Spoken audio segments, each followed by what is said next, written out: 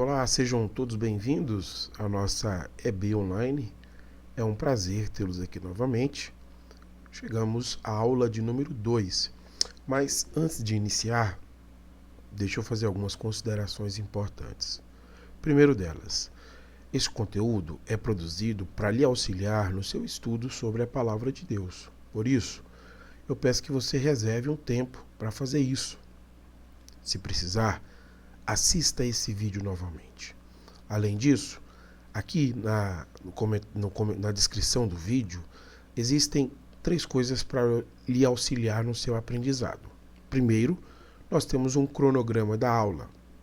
Eu estou dividindo esta aula em 3 sessões. Na primeira sessão, eu quero apresentar para vocês a divisão do capítulo 9, tendo em vista que o nosso texto de referência é Marcos capítulo 9. Na segunda sessão, eu quero explicar para vocês os versículos 33 a 42. E, na terceira sessão, eu quero fazer então algumas aplicações. Então, aqui embaixo, primeiro você vai encontrar este cronograma de aulas. Segunda coisa que você vai encontrar na descrição desse vídeo é uma aula-atividade para verificação do seu aprendizado. Não deixe de fazer para que você possa somar ao conteúdo que você aprendeu e verificar o que você aprendeu, tudo bem? Por último, nós temos um fórum que serve para você colocar as suas dúvidas ou deixar os seus comentários. Além disso, eu queria pedir que, se você for edificado com este vídeo, se ele lhe auxiliar, você também pode compartilhar com alguém para que esse estudo sirva a outras pessoas. Vamos começar então com a primeira sessão. Na primeira sessão, eu quero apresentar para vocês a maneira como está dividido o capítulo 9 de Marcos. Observe comigo aí na tela. Primeiro, nós temos aquela pergunta clássica de Jesus, né? Quem as pessoas dizem que eu sou? A resposta de Pedro, a repreensão de Jesus a Pedro, e logo depois da repreensão, Jesus faz um convite a seus discípulos. Isso vai do capítulo 8, versículo 34, até o capítulo 9, versículo 1. Logo em seguida, Jesus é transfigurado, capítulo 9, versículo 2 a 8.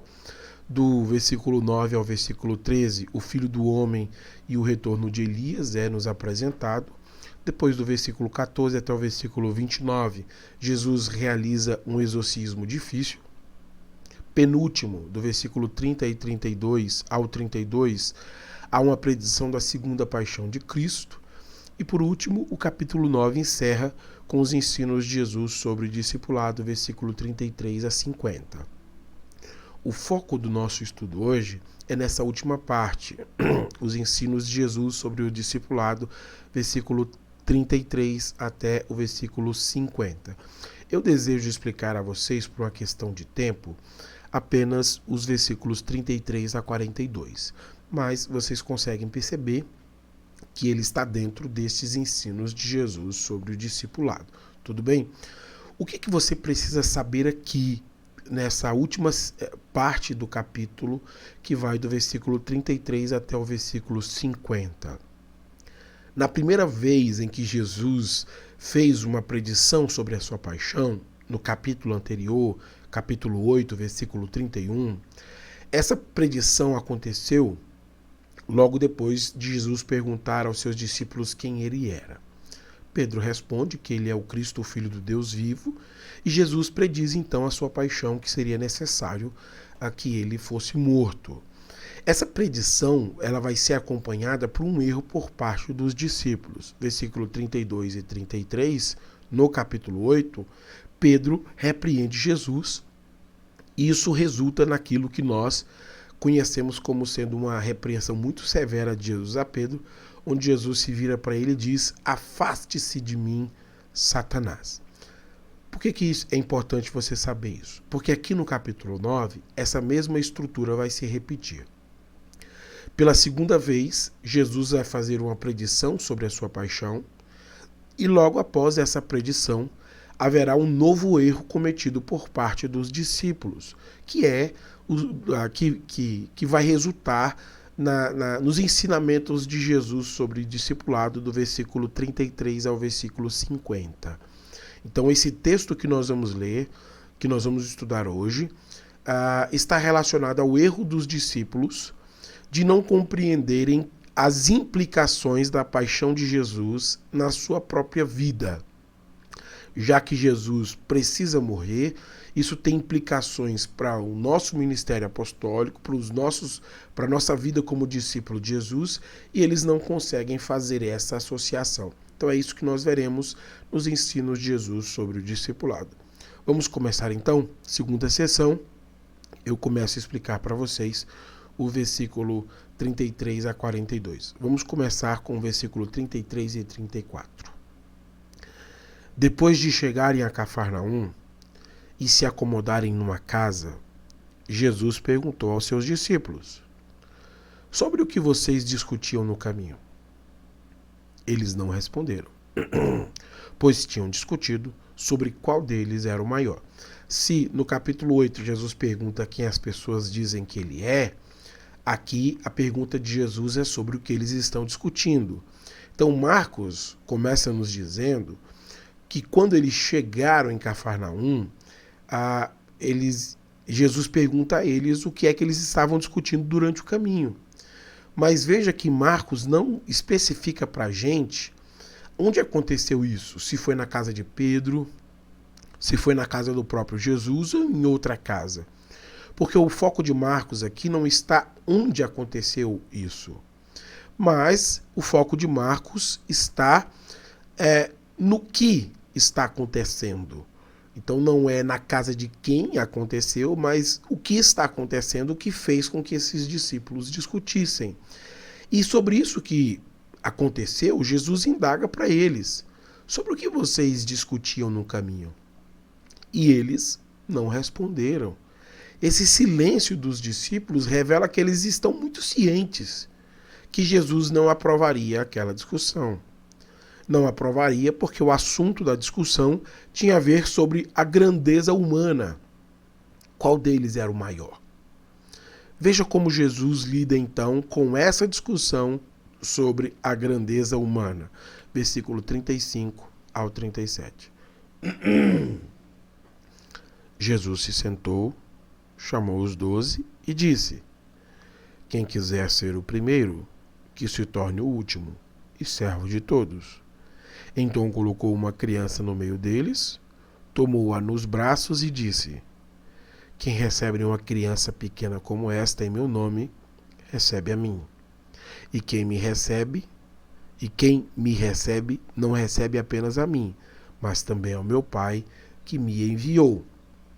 Marcos começa dizendo que Jesus se senta para falar o que ele tem a dizer sobre aquele assunto que eles discutiam, quem era o maior deles.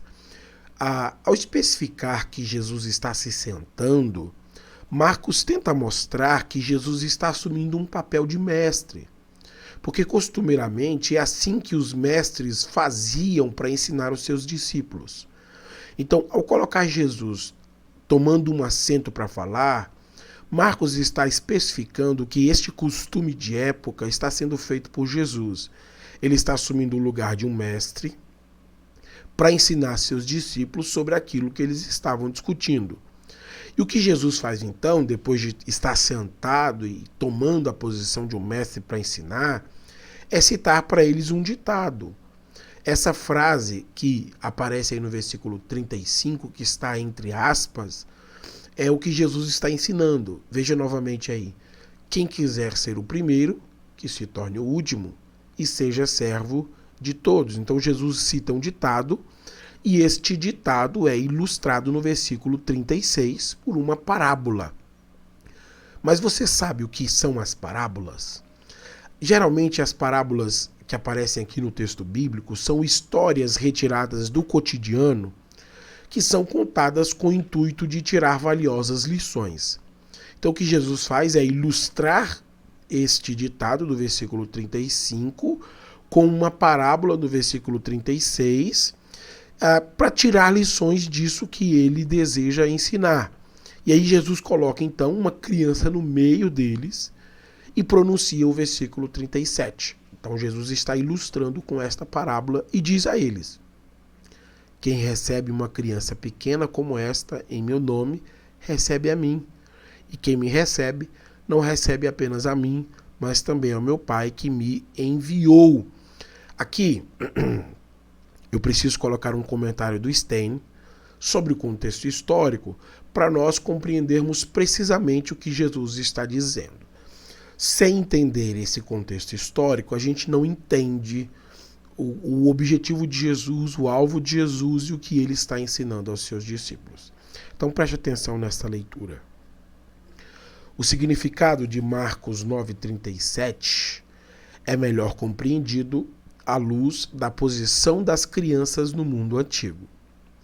Ao contrário da idealização atual das crianças, o primeiro século não foi uma época voltada para crianças. As crianças não foram romantizadas como exemplo de inocência e pureza, como a gente gosta de pensar hoje, né? Pelo contrário, incapazes de cumprir a lei, as crianças pequenas eram vistas no judaísmo, na melhor das hipóteses, como fracas, ou ainda não pessoas da aliança.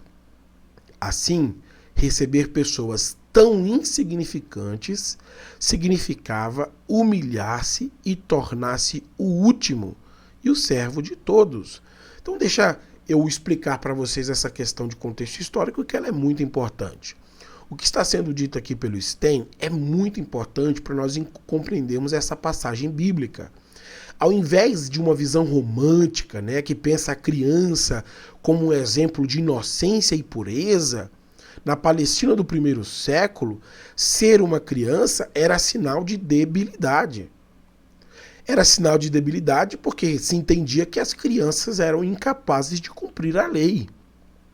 Então as crianças eram vistas como pessoas ainda não sendo da aliança.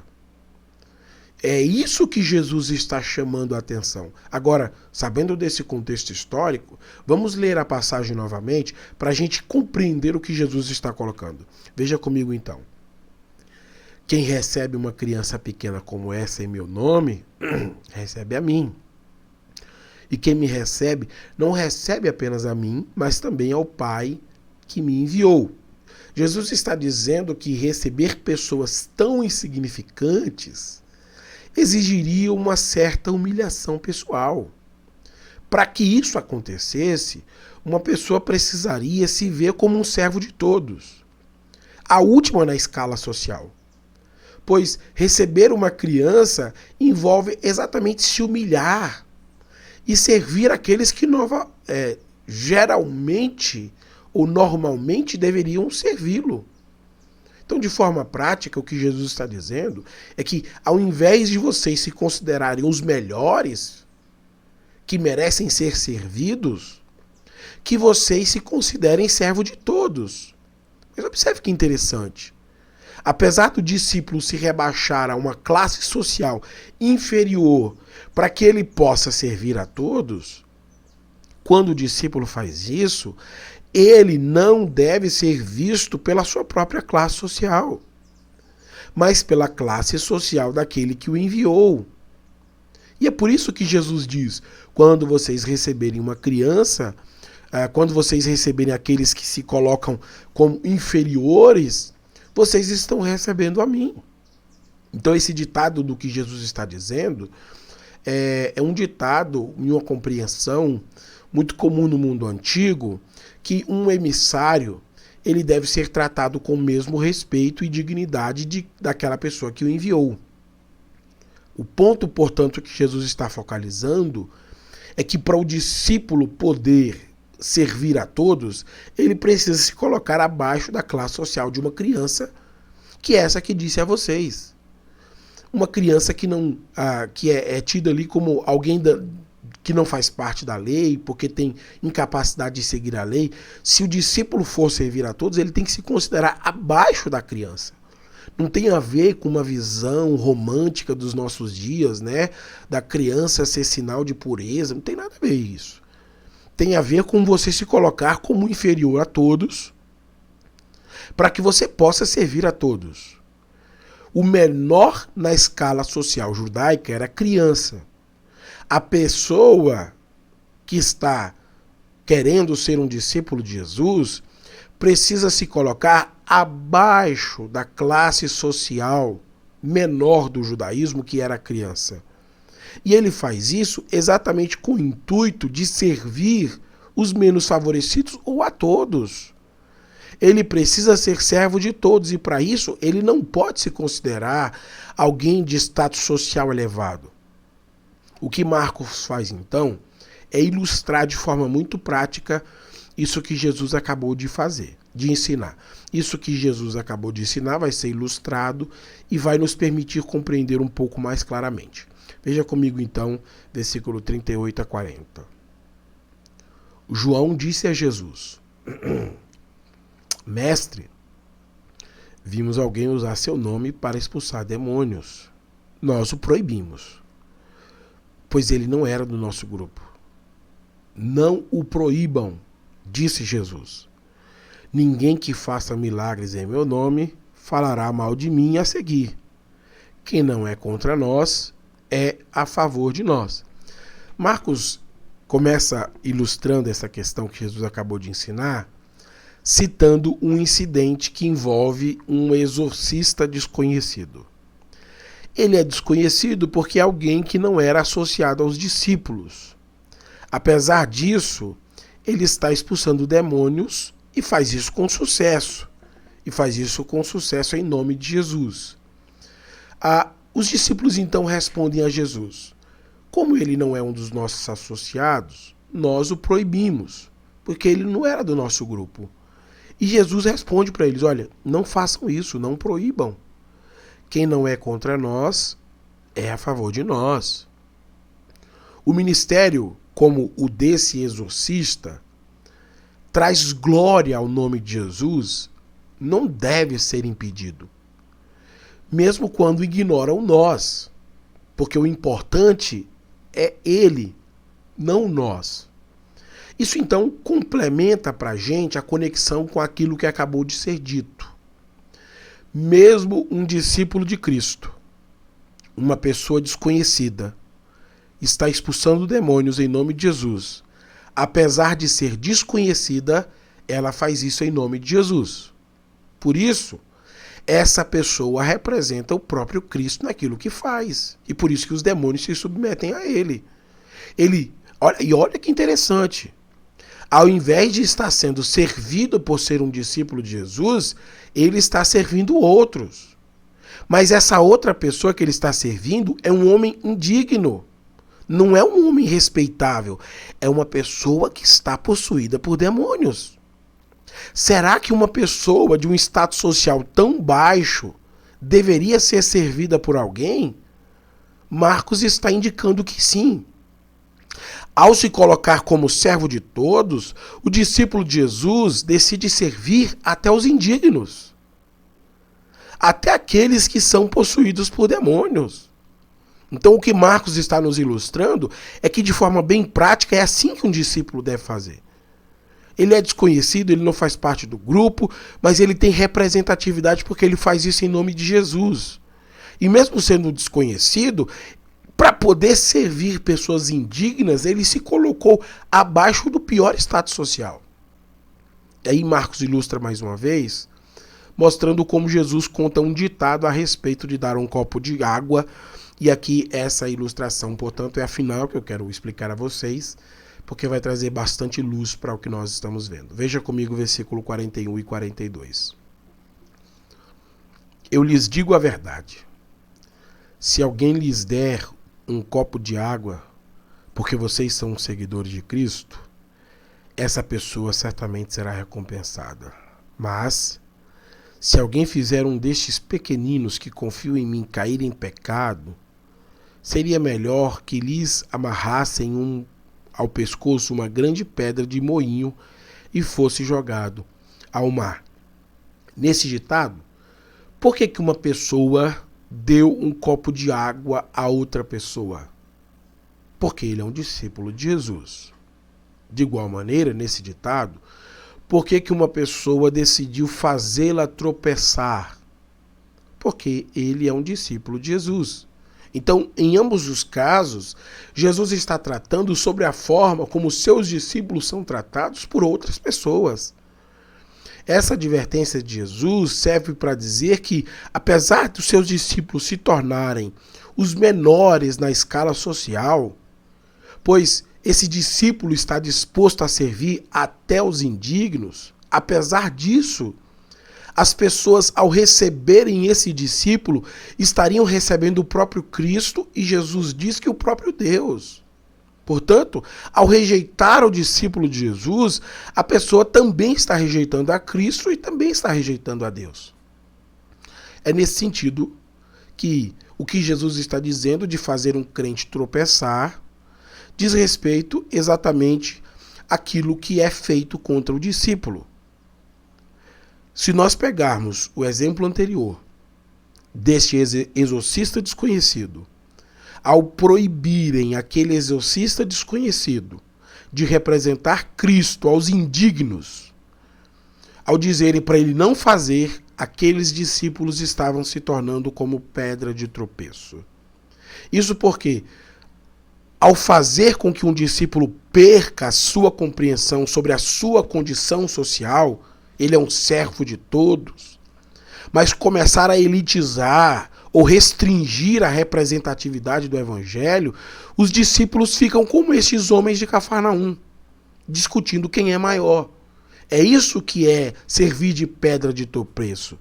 Ao invés de compreender que eles foram colocados como os menores de todos, para poderem servir a todos, eles ficam discutindo quem é o maior.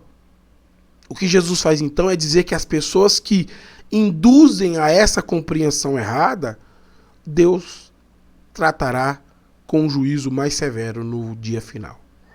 É isso que é servir como pedra de tropeço. É impedir que os discípulos de Jesus, pela representatividade de se colocarem numa escala inferior, mesmo não fazendo parte do grupo principal apostólico, mesmo sendo desconhecidos, sejam impedidos de cumprir a missão para a qual eles foram designados por Jesus para cumprir.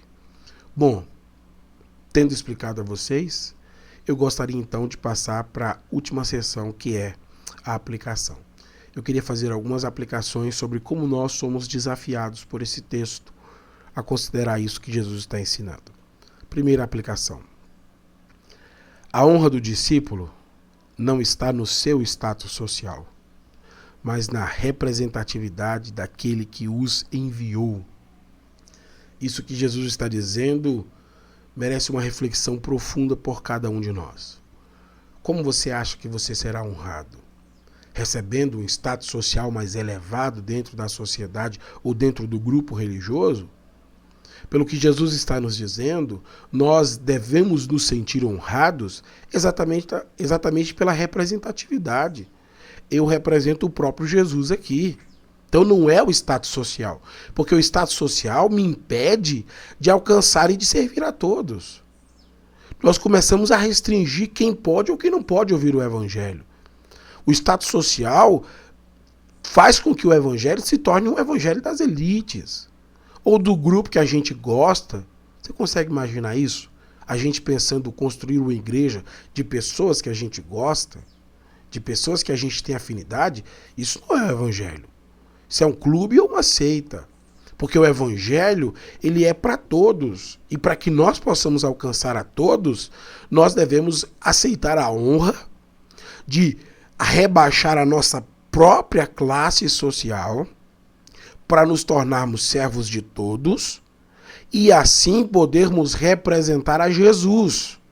Então a honra não está em nós, mas no Cristo a quem nós representamos.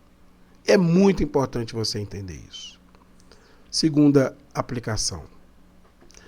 Ao se colocar como servo de todos, o discípulo de Jesus decide servir até aos indignos. Para que a gente consiga servir aos indignos de uma sociedade, é preciso se colocar como inferior a eles. Se você acha que você é muito grande dentro do seu status social para servir aos indignos, você não é um discípulo de Jesus. Porque os discípulos de Jesus precisam servir a todos. E para isso, eles precisam se colocar como os inferiores e considerar os outros como os superiores a eles mesmos. E se preciso servir aqueles que não mereciam ser servidos, aqueles que são excluídos pelas outras classes sociais. Nós só conseguiremos fazer isso quando nós nos colocarmos como servos de todos.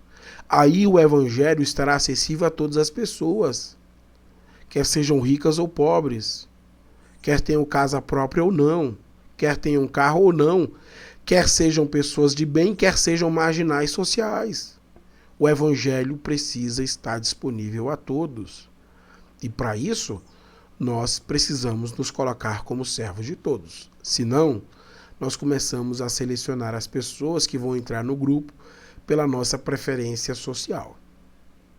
E aí a igreja local se torna exatamente um grupo de amigos, mas não um grupo de salvos. A igreja local não é um grupo de amigos apenas, é um grupo de salvos. Pessoas mais distintas, de classes sociais mais distintas, que foram alcançadas pelo único evangelho, que está disponível a todos aqueles que querem ver Cristo como salvação. Terceira aplicação. O evangelho nunca foi sobre nós, sempre foi sobre Jesus.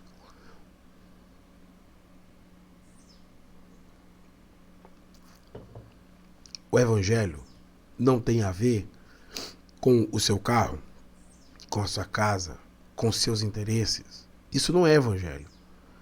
Isso destoa do evangelho. Isso parece muito mais uma religião falsa dos dias de Jesus, que focaliza no espetáculo, na hipocrisia.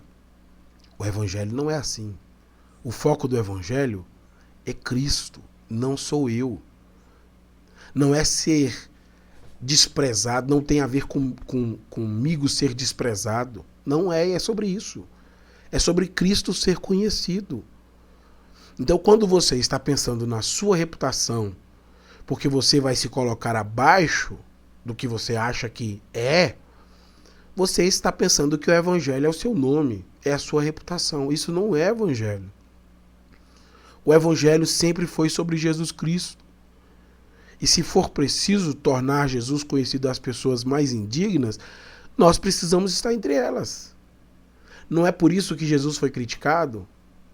Porque ele foi chamado de beberrão e comilão por causa disso. Porque ele estava entre pessoas indignas, andando com pecadores, para poder servi-los. E se nós quisermos servir apenas as classes sociais altas, nós não estamos falando de Cristo. Nós estamos falando de nós, dos nossos interesses. Sobre como nós queremos ter bons amigos influentes, sobre como nós queremos ter popularidade. Mas isso não é o evangelho. O evangelho nunca é sobre você, ou onde você pode chegar. O evangelho sempre é sobre Jesus e como ele quer alcançar a todos. Quarta e última aplicação. A soberba é uma armadilha que cabe todo mundo dentro, menos o serviço.